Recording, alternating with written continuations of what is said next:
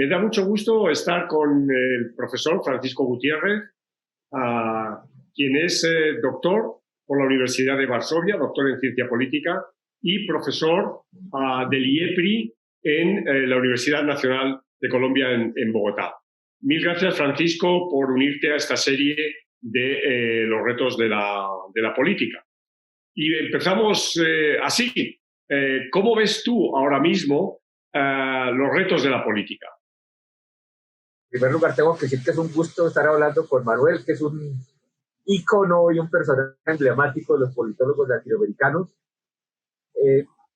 Digamos, yo comenzaría observando lo siguiente: realmente desde hace unos 10 años, lo que se suponía que era el consenso liberal, que naturalmente estaba lleno de fracturas, de huecos, pero que en todo caso estaba ahí presente, tanto en términos de democracia como de políticas económicas, se ha roto y está en cuestión. Y eso lo ha cambiado todo. Un fenómeno global, naturalmente tenemos el ascenso masivo en todos los continentes de fuerzas de extrema derecha. En Europa están Orbán, los hermanos Kaczynski, en muchos de los países más al occidente también fuerzas muy poderosas. En India tenemos a Modi, en América Latina, bueno, tenemos a Duque y a Bolsonaro. Entonces, digamos que hay fuerzas que ya de manera absolutamente abierta combaten el concepto liberal, pero por otra parte no hay, digamos, alternativas claras ni modo de gobernar claramente. Entonces, en medio de esa fractura estamos viendo, digamos, mucho ruido, muchos enfrentamientos un poco ciegos, precisamente en la medida en que no hay alternativas. Y, por supuesto, a eso se superpone el problema de COVID, que ha desnudado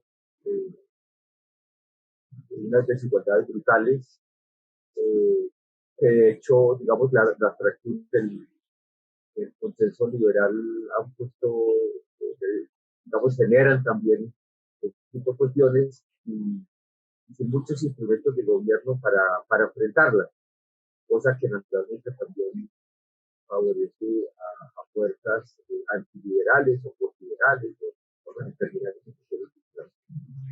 Y esta es la gran pregunta, y naturalmente subyacente a eso hay unas variables que la gente tiende a omitir, fundamentales, variables demográficas, el envejecimiento paulatino de la población, ya no solamente en Europa, sino en el resto del mundo. En América Latina hay un proceso de envejecimiento bien acelerado, particularmente en España, etcétera. El aumento de los mercados ilegales, digamos, el peso de los mercados ilegales en general.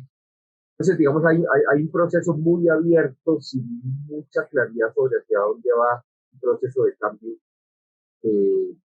pero que, digamos, acumulado todo, va hacia la fractura como de los órdenes y de los procesos liberales, y con un gran interrogante de cuál será el destino. De acuerdo. ¿Y cómo ves el impacto de las tecnologías en el ámbito de la información y de la comunicación? ¿Cómo ves tú que estén afectando a la política? Exacto, gracias, porque efectivamente iba hacia allá. Digamos, yo creo que los intelectuales han tendido a aplicar un formato mental de conservatismo tecnológico, imputando a las redes sociales, a Twitter, toda una serie de males sociales como polarización, como la credibilidad que conduce a fake news, etcétera, etcétera. Y yo no estaría muy de acuerdo. Entonces, como varios principios para mirar.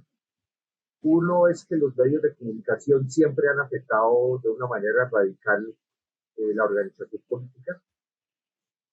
Uno segundo es que desde por lo menos principios del siglo XX hasta ayer mismo, los medios tradicionales de comunicación han estado también asociados a polarización y muchas veces a matanzas masivas. No hay sino que pensar en el papel de las radios comunitarias en el genocidio de Ruanda, o, por ejemplo, el papel de la comunitarias y locales en el crecimiento de la extrema derecha. Eso está muy bien documentado y parte en Estados Unidos. En Colombia, no hablemos ya del papel de la prensa, etcétera, en la agitación y la radicalización en el periodo de radicalización económico, como tema. Y un tercer análisis es que hay una apropiación muy diferencial de con país, una cosa que no se ha estudiado mucho. Aquí, digamos, hay un doble movimiento de globalización, internacionalización, pero por otra parte de apropiación diferencial. Entonces, por ejemplo, en Colombia el efecto de Twitter ha sido muy distinto que el efecto de Twitter, por ejemplo, en Estados Unidos. Dicho esto, sin embargo, creo que digamos, se podrían decir dos cuestiones. Por una parte, las redes sociales han tenido un papel muy fuerte en esos desafíos postliberales, no necesariamente hacia la derecha, puede ser derecha, izquierda, cuestionamientos, etcétera. Han abierto ventanas de información que los medios convencionales no tenían, digamos, dentro de su panorama, dentro de su formato mental. Y una tercera cuestión, Manuel, que verdad que creo que valdría la pena explorarla, es que ha abierto formas de reorganización de los partidos. Y se supone que con la televisión los líderes saltaban por encima de las cabezas de los cuadros políticos y hablaban directamente con la población. Sí. Twitter es un poco distinto, porque en Twitter, por ejemplo, para poner un ejemplo, en Twitter es un mundo de activistas. Entonces, por ejemplo, si usted piensa en Colombia, el Centro Democrático, el activismo del Centro Democrático, que es como el partido de la derecha dura en Colombia, es absolutamente impresionante y es un lugar en donde, digamos, usted ve estructura y usted ve la apropiación de temas que lanza la dirección, pero que apropian de ellos toda una serie de cuadros intermedios para explicar sus ideas y sus posiciones. Entonces no necesariamente es antipartido. De acuerdo. Bueno, has citado ya Colombia, me gustaría ahora que aterrizáramos un poco en tu país, ¿no? Y que me dijeras qué retos tiene la política hoy, cuando estamos ya en el segundo mes del año 2021 en Colombia. Afortunadamente, digo, Colombia este año no tiene elecciones, digamos, es un año tranquilo, técnicamente hablando, aunque ya se empiezan a mover las candidaturas y demás, pero que además del tema de la posible alternancia, bueno, evidentemente va a haber cambio de gobierno puesto que no hay reelección, pero ¿qué otros retos tiene ahora mismo la política en Colombia? Un país que parece no terminar de cerrar el proceso de los acuerdos de paz y demás. Cuéntame. Exacto. Entonces, yo creo que por una parte enfrentamos el problema, permite 2 minutos de comerciales, son 15 segundos de comerciales. Acabo de sacar un libro diciendo que vamos hacia un nuevo ciclo de la guerra en Colombia.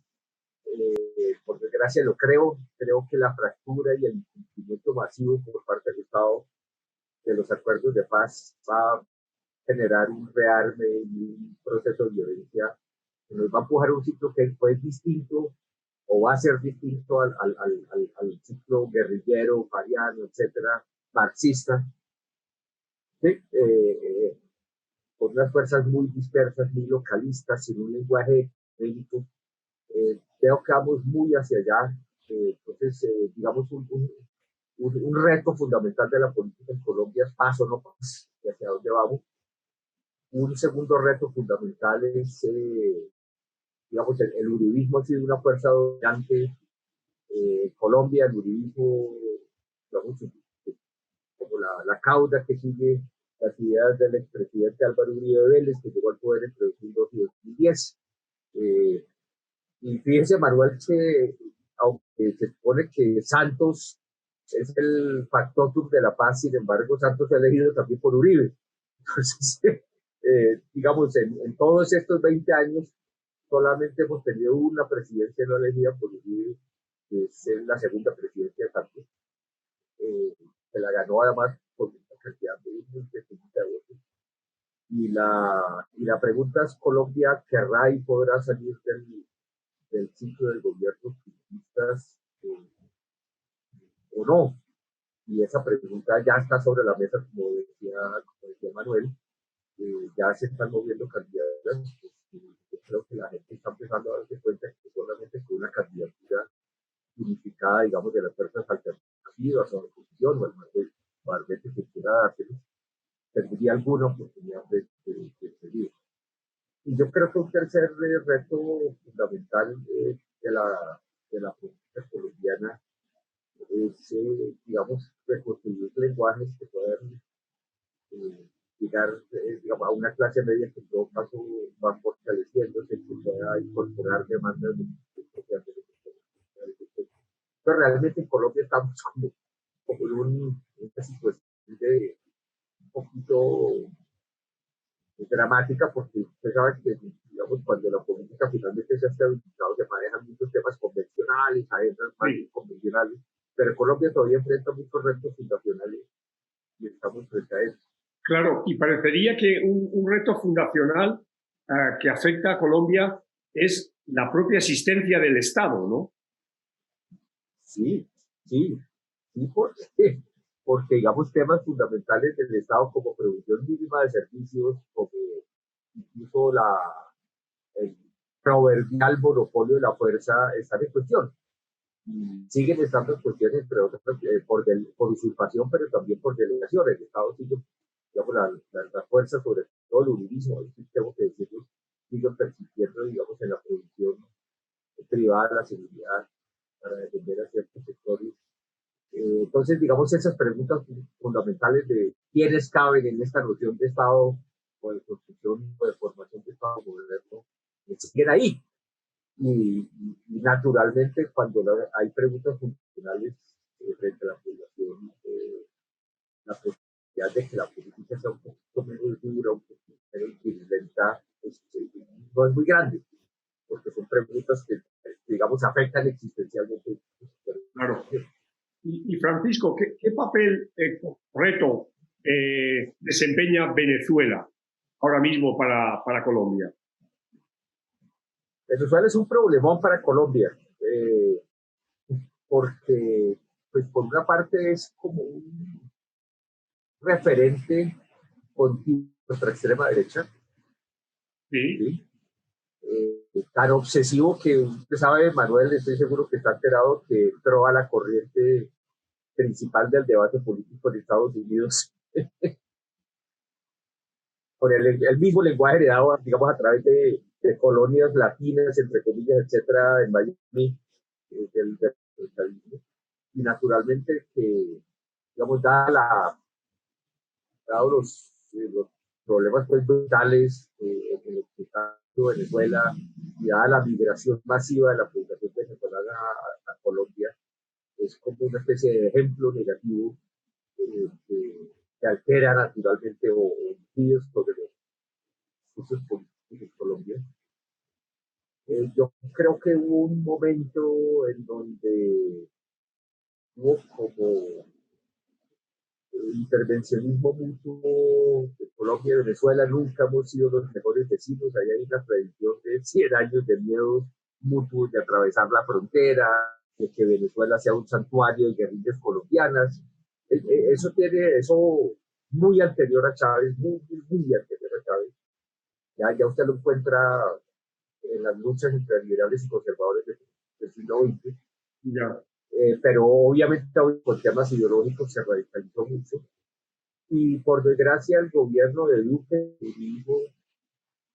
han desarrollado una política muy hostil hacia Venezuela, de cambio de régimen, que es un frente demasiado fuerte para Colombia, demasiado grande, indigerible. Es decir, ya solamente desde el punto de vista pragmático uno podría decir que es bastante absurdo. Y eso naturalmente crea una situación, digamos, muy seria de inestabilidad y confrontación.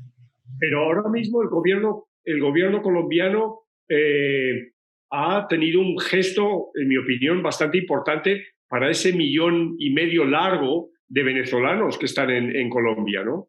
¿Eso puede cambiar un poco las cosas? No, porque al mismo tiempo, es decir, una cosa que de pronto no notar, es un gesto muy bueno, muy positivo. ¿Sí? Es un gesto muy positivo en un mundo que es ultra hostil a la inmigración. Y digamos, es una forma como de relegitimación, etcétera. Entonces, eso está entre los positivos.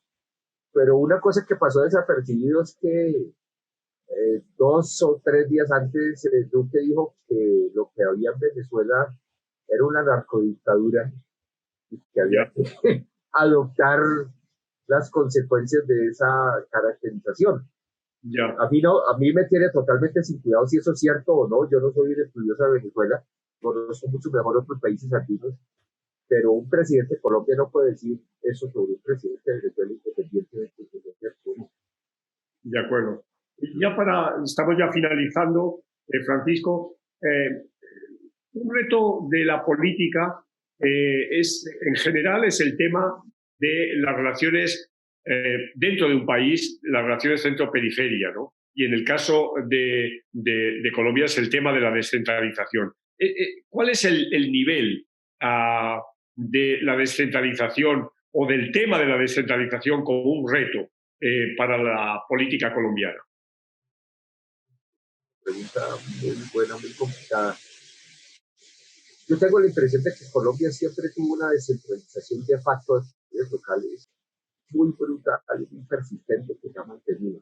Entonces, toda la pregunta es si esa descentralización que estamos hablando en términos esquemáticos, esa descentralización negativa, que pueda transformarse en una descentralización viable finalmente, digamos que sea procesable por medio de instituciones. La Constitución del 91 generó varias opciones que han ido desarrollándose, no solamente por el nivel municipal, sino también por ejemplo territorios indígenas y territorios afro.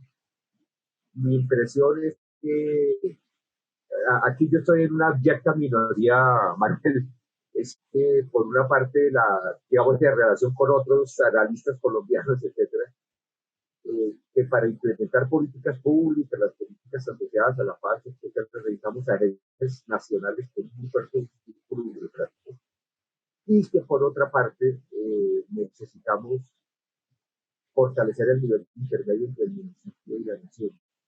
Yo creo que Colombia cometió un error que de hecho fue un error común a otros países de América Latina, desde una descentralización un tanto municipalista, con toda una serie de efectos negativos, había que no tenían las capacidades, etcétera, etcétera. Pero por otra parte hay temas suyos van más allá del municipio. Entonces, ese sector intermedio que en Colombia, Manuel lo sabe, es el departamento, digamos, se multiplicó, aparecieron nuevos sectores intermedios, pero que la mayoría de ellos están solo en el papel. Y por otra parte, el departamento se dedicó tremendamente. Entonces, yo creo que Colombia hay que empezar a pensar cómo fortalecer y dar las atribuciones, incluso atribuciones para reformas sociales necesarias al sector intermedio del municipio. Bien, ahora sí, ya la última pregunta. Durante muchos años, décadas, Colombia fue un ejemplo en términos de modelo de su sistema de partidos, ¿no? De hecho, yo siempre he dicho en mis clases que Diverger, cuando habla de América Latina, cita 2 o 3 países nada más, y uno es Colombia, para hablar del bipartidismo, ¿no? ¿Cómo son los partidos ahora mismo en Colombia? ¿Hay partidos en Colombia? ¿Qué es lo que hay? Sí, yo creo que Colombia entró en un estado de transición con cosas positivas, ¿eh? Es decir, ese bipartidismo que muchos colombianos sentían terriblemente asfixiante, que efectivamente terminó como que la Colombia moderna, con una nueva clase media, con nuevos temas, con descentralización, ya no cabía ahí. Entonces, digamos, lo que aparece es digamos, como un menú de opciones muy amplio. Por una parte está el centro democrático, que es derecha, digamos, extrema o derecha muy radical, con una base social muy fuerte, muy estructurada. Manuel, Uribe nunca quiso apostarle a los partidos durante su presidencia, pero en y es como que redescubrió el mundo partidista y construyó un modelo de partido que en muchos sentidos es bastante exitoso. Queremos una izquierda electoral viable, cosa que nunca existió antes del 2002. En este momento la izquierda colombiana regularmente saca 15, 20, 25% de la votación. En las elecciones anteriores presidenciales, la segunda vuelta alcanzó 40%. Para estas mujeres colombianas es una cosa muy impresionante. Y como cosa curiosa, en este Big Bang que casi todos los países de América Latina atravesaron, los partidos tradicionales, liberal y conservador, no murieron. Se mantuvieron ahí, están en la lisa. El Partido Conservador es muy importante, por ejemplo, en el actual gobierno. El Partido Liberal sigue siendo el partido más popular en el país, sorprendentemente. Entonces, ese mundo partidista, en efecto, se ha transformado mucho, pero está por caracterizar. Pues para chiviarme un poco, como colombiano, anticipar noticias. Como veo un programa español que es pasapalabra, entonces ya sé que se dice destriparme.